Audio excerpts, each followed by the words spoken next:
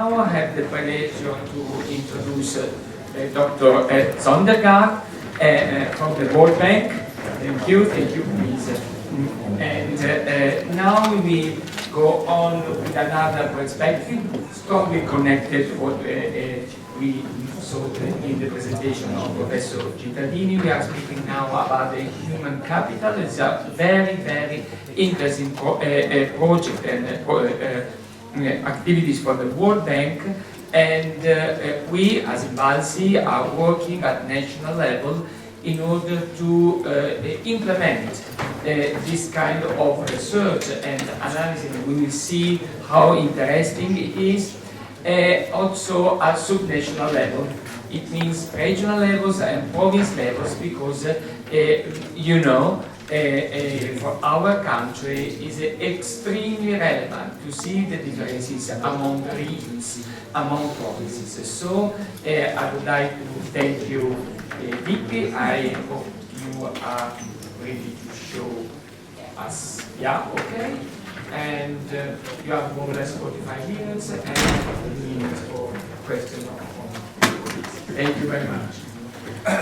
Thank you. Good morning, everyone. Thanks a lot for the invitation. It's very exciting to be here in an audience of researchers and educators,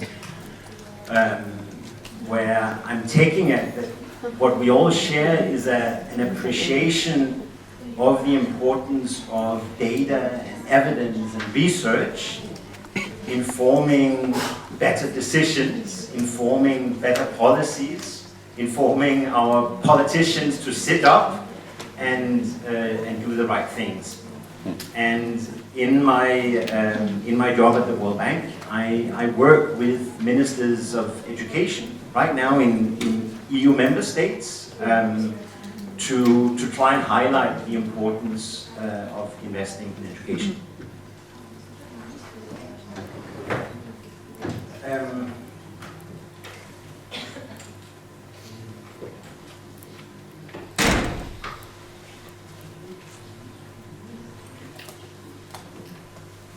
So at the World Bank, the annual flagship report we do is a report called the World Development Report. And for the past 3 years, that has been focusing on human capital as the topic. The one that was launched this year in 2018 focuses on education. It's the first time in the history of the publication where we're focusing on the importance. And the aim of all of that efforts is to draw global attention to what we characterize as a human capital crisis in the world. And we did try to get governments to see investments in human capital as investments that are critical for the future of growth, not as consumption or something you only do once you have become rich.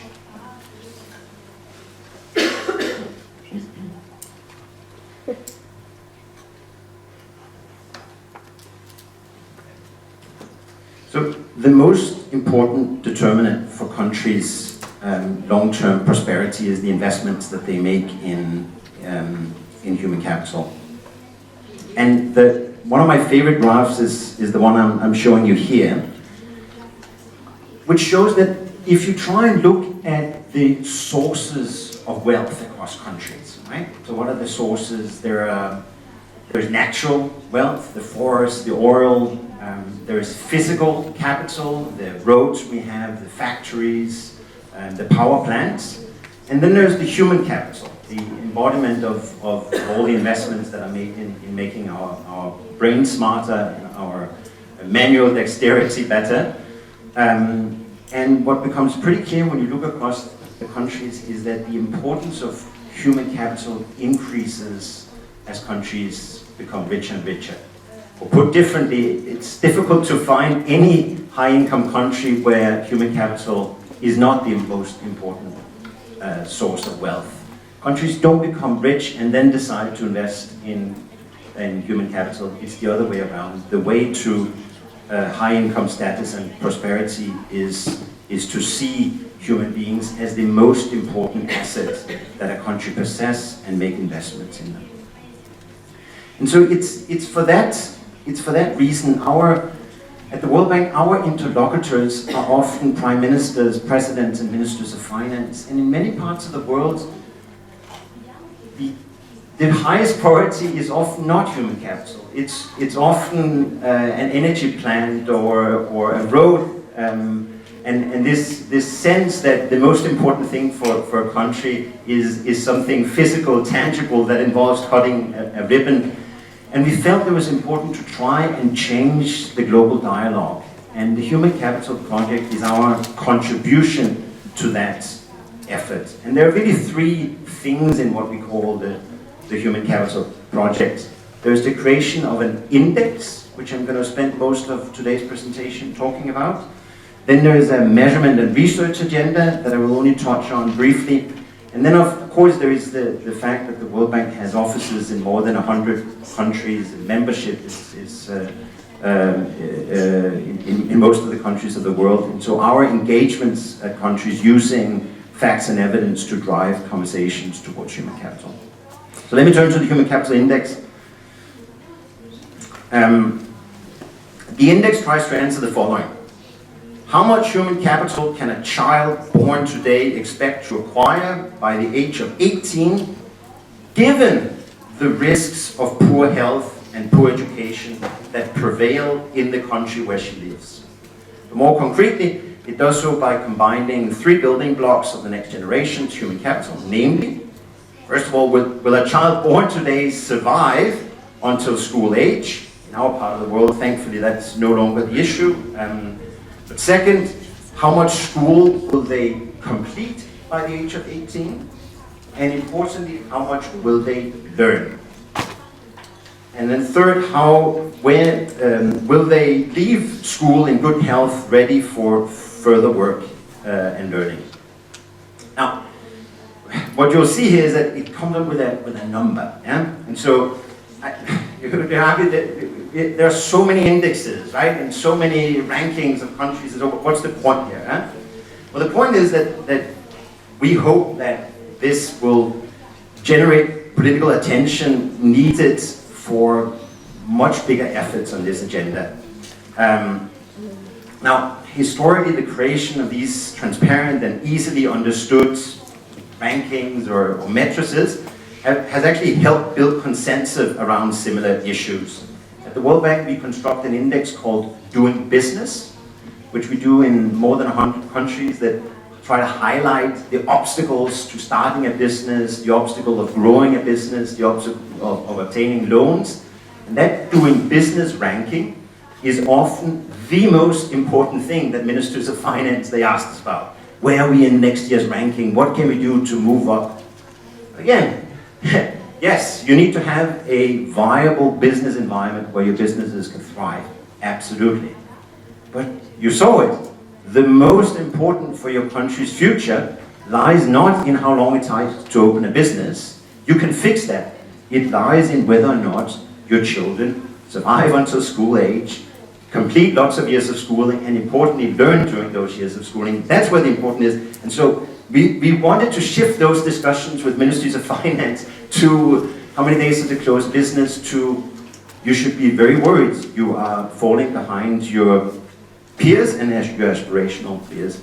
You cannot imagine how much discussion we had internally about whether or not ranking countries would be a good or bad thing. And as all of you know, working with test data and results of students know that it can have unintended consequences and generate conversations that frankly aren't very productive. But we took the chance, and frankly now, a year later, I'm pleased to say that it has generated a lot of attention in the countries where we work. And so, how does it work? Well, it uses these three indicators on survival, on school, and health, and then it creates this number which is meant to is a number from 0 to 1, which, and here's what's neat about this index. It has a direct economic interpretation. Because it's derived from a production function. It's derived from empirical evidence about the importance of these three things for productivity. So that number, and so in a second I'll tell you, Italy's number is 0.76. What does that mean? Well, it means that a child born today in Italy will only be 76% as productive as she could be if she were to benefit from better health and education.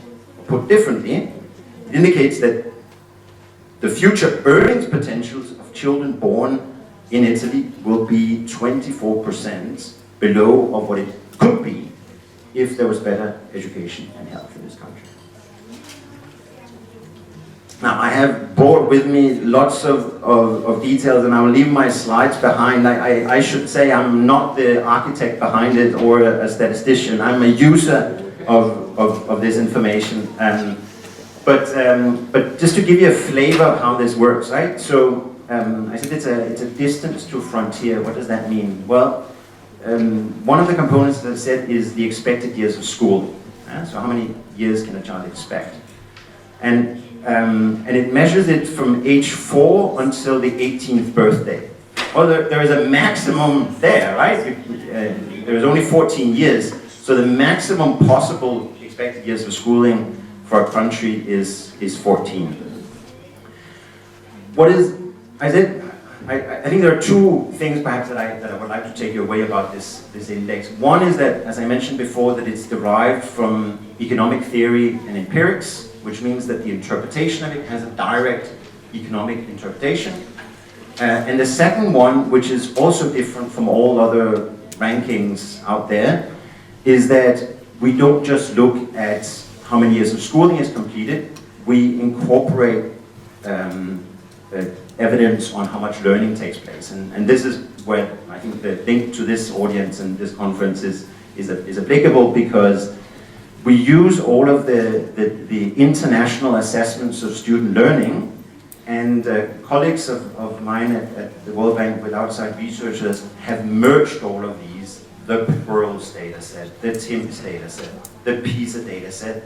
They have merged these together and merged them with regional assessments. In Latin America, there is a large regional assessment. In Sub-Saharan Africa, there is a regional assessment. And in many low-income countries, they don't participate in international assessments, but they conduct early grade reading assessments. So using all of these different assessments, and a methodology I hope you don't quiz me on, colleagues of mine have come up with what they call the harmonized learning outcomes, and published earlier in 2018. You can find both the methodology and the data set for that. Now, why is that important? Because it allows us to construct what we call a learning adjusted years of schooling, or days. Yeah? And so the way I think about it is you discount these years of schooling by the learning that takes place. Yeah? And how do you do that? You use the top performers in the world, in this case, the top performer in the world according to this harmonized learning outcome. But again, those of you familiar with TIMSS will not be surprised to see this. The top performers are in East Asia. And so on this harmonized learning outcome, the highest score you can get is 625, and currently the highest performer is Singapore. And so Singapore's years of schooling, which I believe now is expected is around 13 and a half. The idea here is that in Singapore, those 13.5 years of schooling translate into 13.5 years of learning. But all other countries' years of schooling will be discounted by that learning gap that they have with Singapore. And so that's what this scatter plot here is showing, is that on the one hand, you just have the raw years of expected schooling, and then you have that learning gap, which is after you discount for the learning that takes place. And so here are the scores for the different regions. And I think the message here perhaps is just this stark reminder of how much variation there is across the world, and again, the crisis that exists in the poorest part of the world. Yeah? So children born in Sub-Saharan Africa and South Asia, Sub-Saharan Africa most problematically, are only 40% as productive as they would have been had they received better nutrition during the early years, an important proper schooling, and a better healthcare. Here is the link that I advise you to go to, where there's tons of material, including data sets and two-page briefs for all countries. I thought it might be interesting for you to see how the EU member states compare. I included the top performers to the left, and as you'll see, the top performers, Singapore, Korea, Japan, and Hong Kong, are top performers in all dimensions, basically, of the index, whether it's expected year schooling, harmonized test score, adult survival rates, and so they also come out at the top. Also notice there's quite a bit of variation across EU member states. Italy there is nicely in the middle. The average for high-income countries is 0.74. So Italy is slightly above the average for high-income countries and is located then in the middle of this graph. But again, it includes some of the high performers. Again, I think important for this audience, what is nice about an index like this that has both the health side and the education side is that you can take a step back and you can ask the question, so what drives differences across countries? What drives differences across regions? Which of these variables is more important? And the answer is education. Education is what's most important, and to a much bigger extent than schooling. In other words, expected years of schooling now, because of the massification of education, most kids are now in school. Not all, but most. The real variation comes in variations in the learning. And again, the only way we know that is because countries are participating in international assessments much more frequently and more, and because countries have made investments like you have made here in Italy, starting in 2008, rolling out on a census basis testing of students. That's why we know that. We were in the darkness before. We simply didn't know what drove these differences. Now we know. It's the learning that drives it. Again, the massive increase here in years of schooling is impressive. But again, there are 264 million globally that are out of school. 260 million in school are in school, but they can't read. And just last month, the World Bank launched yet another push to put more attention on this gap in learning that takes place. We call it a learning poverty measure. PISA and TIMSS, they measure what TIMSS measure at 8th grade and PISA measures at 15th or 16th year old. But in many low-income countries, problems start. I mean, the situation is so dramatically bad already at that age, after 7 years of schooling, that you need to focus much earlier.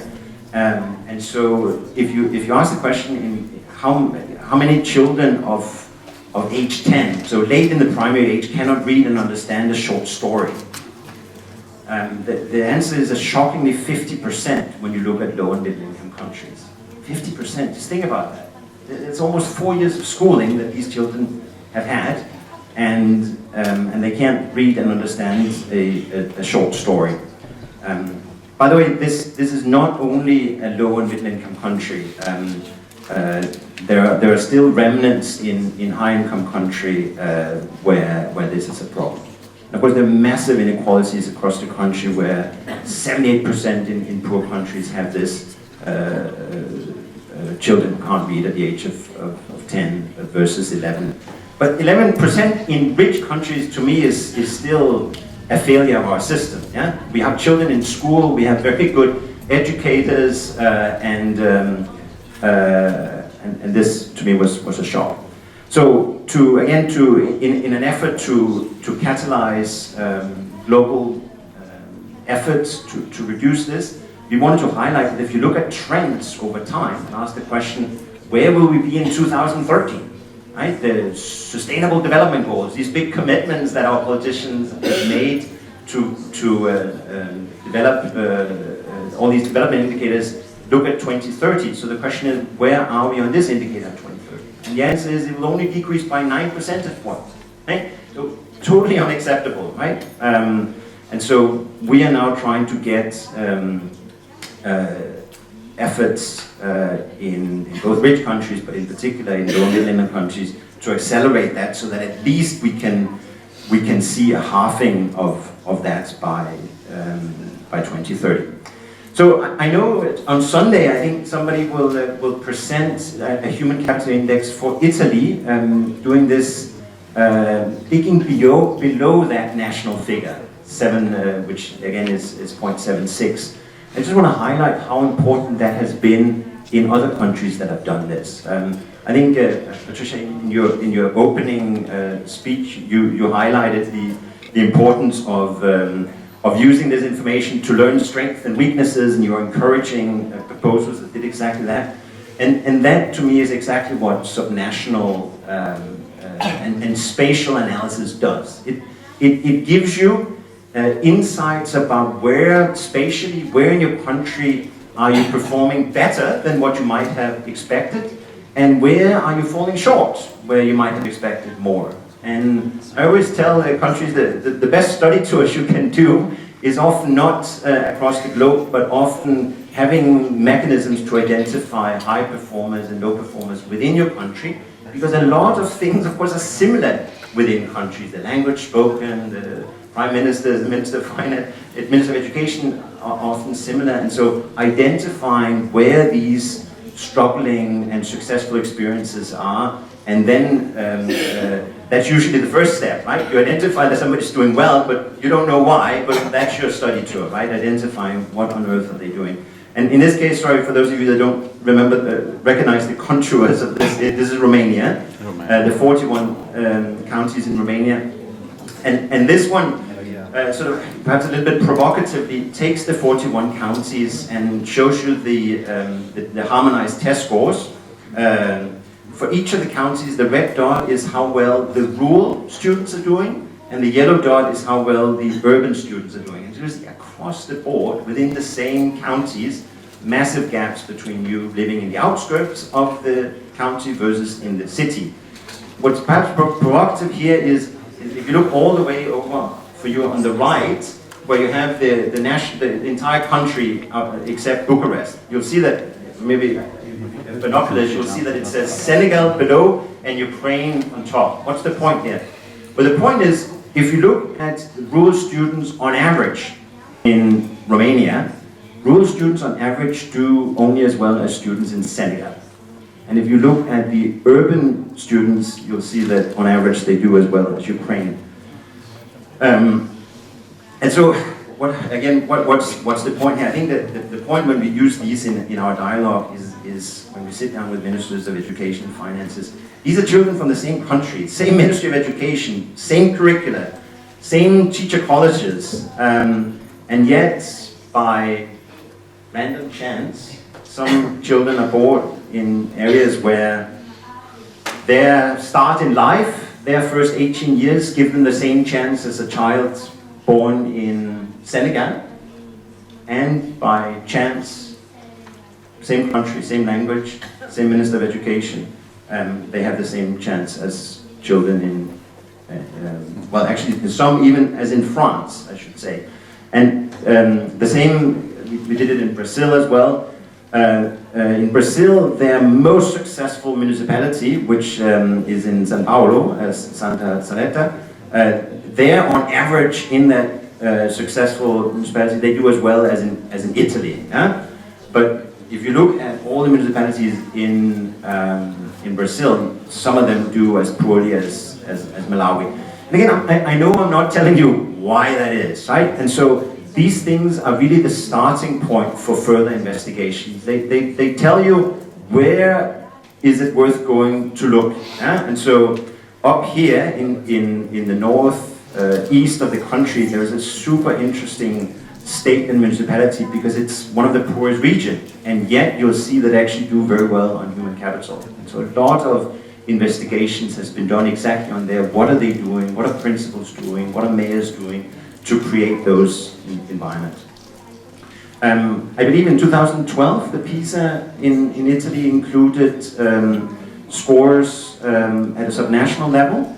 And of course that gives you insights similarly, right? That the gap between Veneto and Sicily is pretty large. In fact, if you translate the gap into years of schooling, it's about 2 years of schooling different. Yeah? So a 16-year-old measured in Veneto, or 15, 16-year-old in Sicily, they've probably completed the same number of schooling, but academically, one of them is 2 years of academic schooling. This is the bulk of my presentation. I know we're coming up for lunch, so, and I'll leave my presentation behind here, but just to highlight that there's these two other pillars, if you want, of what we call the Human Capital Project, and one of them is on measurement and research, where it's to encourage countries to invest in national assessment data and then use that, just as we'll see on Sunday, to have these subnational. And then obviously the country engagement is to have ministers of finance and prime ministers and the public sit up straight and feel that there is a crisis when these things, they look bad, not just when it takes 20 days more to open a business. Thank you so much for your attention.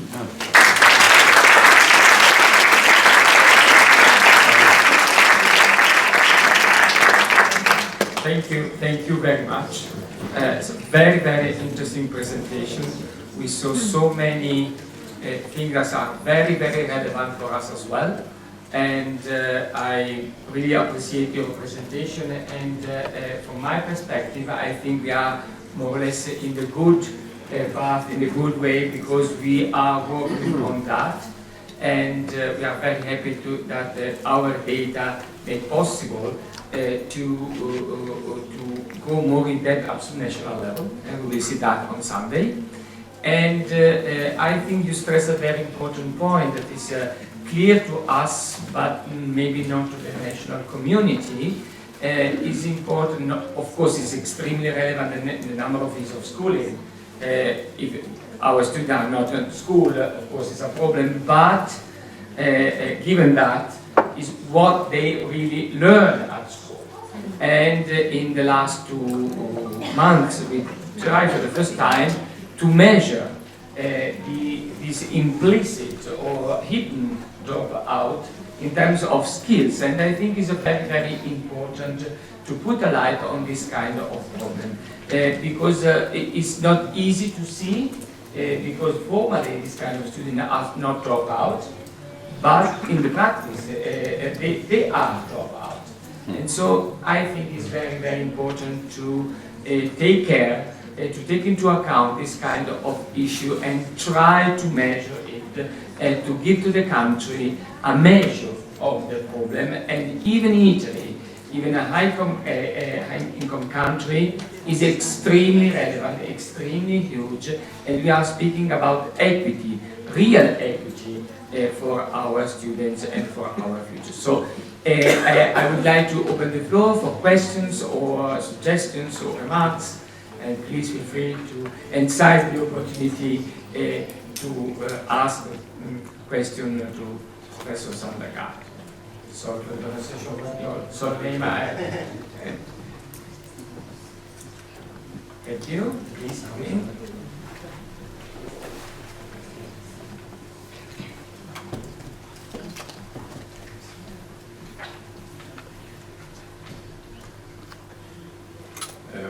Just a very short question, because I was impressed from your data about Romania, and this is an occasion to ask you something about the relation between culture and education, which is, it seems to me that it's very poorly considered when we talk about learning and education.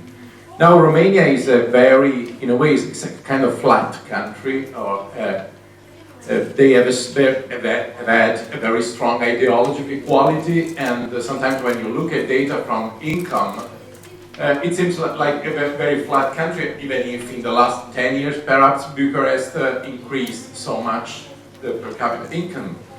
But the country is equal. Economically, there are not so many differences inside. So why people are different in learning?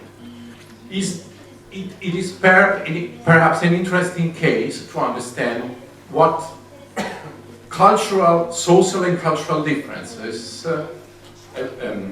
among people in the same country might have an impact on what? On measures of learning and education, which is not necessarily the same that which can invite us to look at those data with a much more critical attitude and critical thinking. Is it possible that people in Romania at a distance of very few kilometers are so much different in their cognitive processes, perhaps? Oh, this is the question about Romania and so many parts of the world. That's my interest for this kind of variation, of territorial variation in results. Italy is another case of Thank you. Great question. On these maps that I brought with me here, I should spend a little bit of time on that. On the right side, it has the 41 counties in Romania, and what it shows is the share of the population living in each of those counties who are living below the poverty line, the national poverty line. And so you'll see that there is variation, right? So yes, the Gini may be much less than in Brazil, in Latin America, yeah? It's a much less inequality, but it's still a place where in some counties you have poverty rates above 40%. In other places you have it less than 5%. And so, I mean, what the reason why the previous conversation, the previous presentation, we saw the importance of the controls measuring parental background and socioeconomic background of children is because we know that that variable drives most of the variations in everything else, right? And so in Romania as well, the variation in poverty rate, of course, reflects variations in mothers' educational background, and it reflects the amount of resources that parents can put towards their children's education. Remember also in Romania they have a Roma population whose educational and health outcomes are much worse than the rest. And you also have a Hungarian minority that also. But I think perhaps that's Romania specific. I think what I think is within the control of educators is the deployment of quality teachers and principals to these areas where they're most needed. I think that's one thing that I often see not ministries of education having the hardest time doing. Yeah? Getting their best people to go to the most difficult places. For obvious reasons, right? The most difficult places, working life is harder, the conditions around that is harder, but where we can really dig in, where we have information about teachers' professional background, how much turnover there is in the position, how much turnover there is in principals. These are usually good indication of people wanting to be a certain place, right? Do you get people with good backgrounds educationally to go to a place and stay there? It's probably a good indication of them wanting to be there.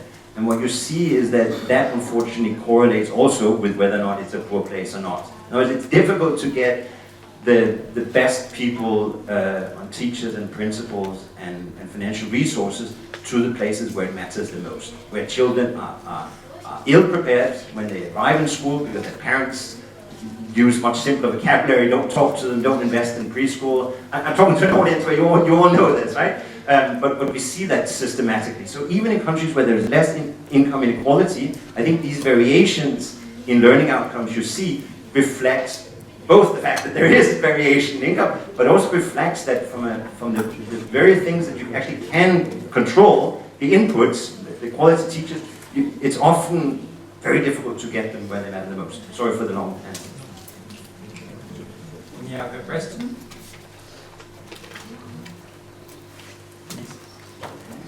Our colleague Stefania Pozzo. Thank you very much. It was very interesting.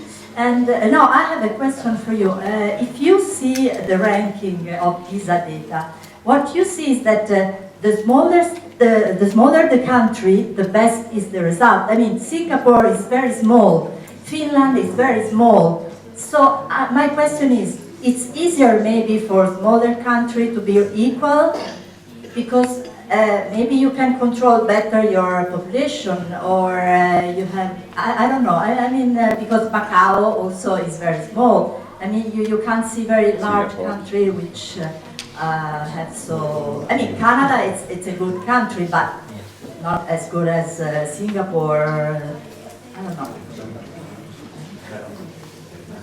Well, I wish I had the answer. It's a million-dollar question, why is Finland and Singapore doing so well? But Korea is a pretty big country and they do phenomenally well. Japan, pretty big country, they do phenomenally well. All of China is not participating, but increasingly they are, and they keep shocking us all, right? Vietnam is a pretty big country, and they shock everyone, right? In 2015, how can a country that just became middle-income country and is spending a fraction of what they spend in Austria, how is it possible that their 15-year-olds are doing as well as students in Austria? And that's a very big system as well. So I don't think smallness is all of it, and it would be a little bit disheartening also if it was, right? But it probably makes the deployment of resources, learning, team spirit, probably makes everything easier when you're small, right? I say also myself from a small country, Denmark, although we don't do so well, so I wish it was just smallness that mattered. Thank you.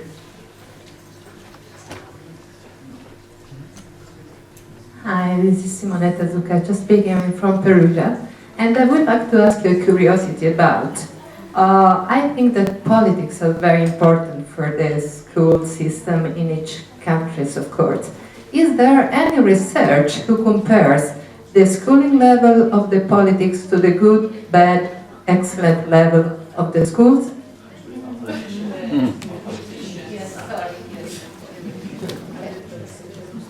No, I wish, huh? That would be nice. I'm not familiar with it, but it would be interesting.